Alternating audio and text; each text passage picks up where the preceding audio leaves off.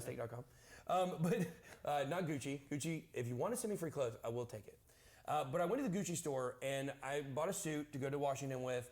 And the guy that was helping me there at the New York store, his name is Michael. And me and my wife love Michael. He's an awesome guy. Got to know him pretty well. And as we're checking out, I'm talking to him a little bit about what I do. And he says, well, there's somebody out there that's against those banks. Like, who is it? Elizabeth Warren. Yeah. Bro, you couldn't be more wrong. But again, I read her Twitter feed sometimes where I'll pop in, I'm like, wait a minute, like, how is she with me on this? Because she's not. And it's so that all part of the scam. Yeah, absolutely. And in addition, also, Sam Bankman-Fried, who is the biggest scammer in the history of the world, his dad, Joseph Bankman, actually worked on tax legislation with Elizabeth Warren, directly 3 or 4 years ago. Yeah, I mean, he makes Madoff seem like small potatoes in a way. So talk about that, because you guys broke, didn't you guys break sort of the FTX story? Or, I mean, not that you're a news agency, but you sort of something's wrong here, right? Like, talk about how you did that, the entire SBF thing. Now, I understand why it happened and how. I mean, he became the second largest Democrat donor after Soros, so he's protected in a way. I imagine. Well, but all that money's got to go back. So is he protected anymore? But notice the Democrats aren't exactly. No one's clamoring for it. If I was the Republicans, I would do it because it would bankrupt them this cycle if they had to give that money back. But they're going to do it. Well, the money's gone. It's been spent. It's been. And by the way, the people who invested, even the Democrats who invested in FTX, they ain't getting their money back, in my opinion. We'll see. No. That ain't coming back, and the Dem donors, aren't getting it back, giving it back.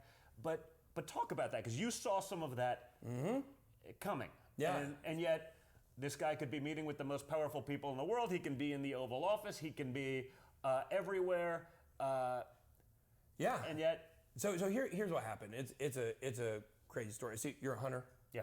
I'm a big hunter myself. Oh, so we'll have to go sometime. Yeah, I went to Alaska, killed 60-inch moose. It was awesome. Really big. Yeah, we were supposed to go grizzly bear hunting as well, but we're gonna have to exchange pictures later on. Oh yeah, for That's sure. the stuff that'll get me in trouble. Even with my people. Oh my God, he's killing animals. I didn't put my I love animals. Either. They're delicious. Yeah, absolutely. Moose is unbelievably good. It's the best game meat in North America, certainly native. No guy down in Texas is pretty good, but that's sort of an invasive species, the introduced species. But yeah, good stuff. Yeah, moose is phenomenal. So what happens is this is relevant to the story, is that I get ready to go to Alaska on a trip, and right before I go to Alaska, I was going to be gone for 2 weeks, no internet service.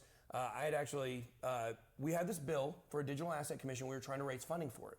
And so one of my guys, Brian Evans, who is a big guy in crypto, who I love, a great friend, he actually told me, he's like, hey, we can send this to FTX for funding. Because he had a connection with Sam and with Brett Harrison, where they had conversed before. He's like, well, let's try to leverage that and see if they'd be willing to fund this. So, we needed I think it was $1.6 million we were trying to raise. And so we sent this over to them, and Brett Harrison responded and said, hey, yeah, this looks real good. We'll send this over to our department, their regulation department, basically. That was Mark Wetjen, who former, guy from the CFTC, I believe. Mm-hmm. And so what happens is we send them the bill, and then I leave. They sat on the bill forever, and they just wouldn't answer after that, after it got sent to their policy department. So we basically had a couple politicians that we were working with. They're just burying the evidence, or at least stalling it out as long as possible, writing it out. Exactly. Well, that's the time that Sam starts really going in and trying to get involved in the regulation of the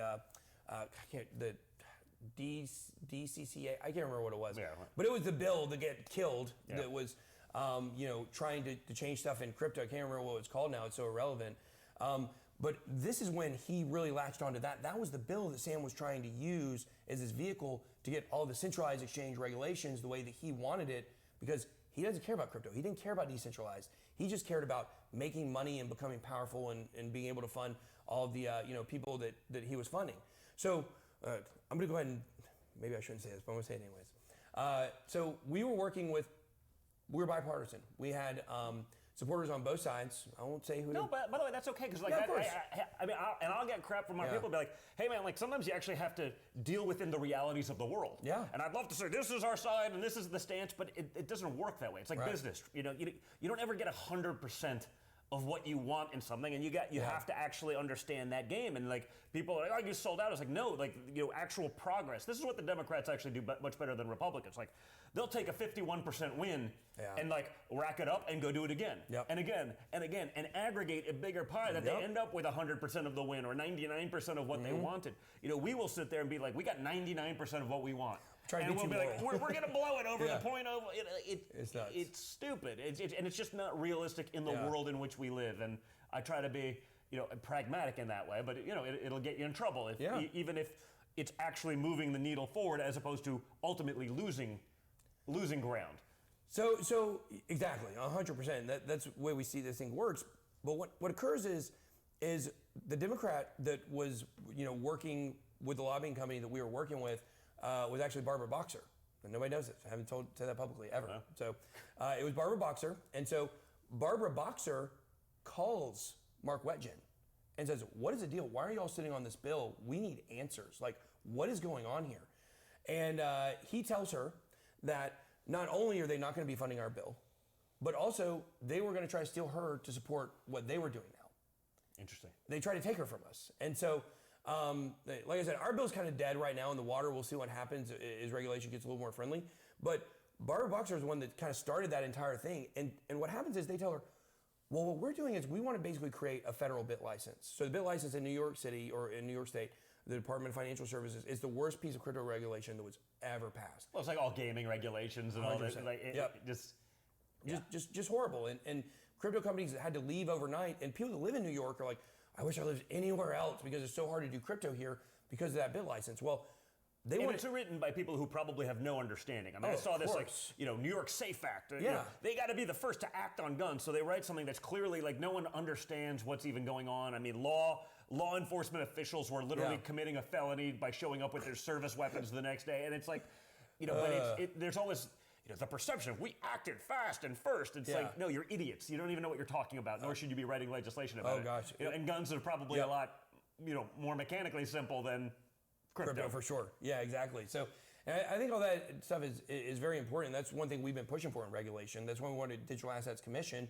because you'd actually have people that understand it making the rules instead of people that, you know, they might as well be regulating fried chicken. Right, but how many people in government actually understand it? Because, you know, I spent a lot of time with a lot of people, and you know, there are much simpler concepts that most of them don't have much of a grasp on. That's true. Right? I mean, it's a complicated thing. I've been kind of surprised, honestly. Like with a lot of the people that we've spoken to, them and their offices are a little bit more educated on crypto than I think people would suspect. Good. Okay. Well, I'm shocked to hear it, actually, based on everything else I know. But I was as well. I was shocked as well.